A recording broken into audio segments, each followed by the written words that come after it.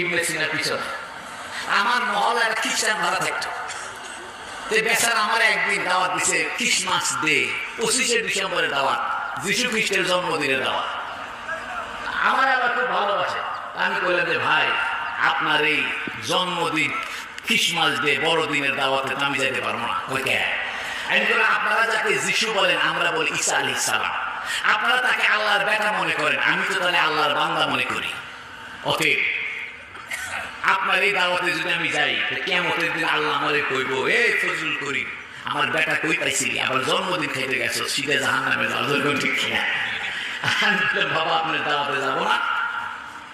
আমারে বলে হুজুর আমি বড় শখ করছি আপনার খাওয়ানো। আমি ঠিক আছে তাহলে বড়দিন পার হয়ে যাক তারপরে দাওয়াত দিই। আমি বললাম তাহলে আপনি এক কাজ করবেন, এই কোনো মুরগি টুরগি জব করবেন না, খালি সবজি পাকাইবে আর ডিম পাড়াবেন। আচ্ছা, আমি মনে মনে ভাবতেছি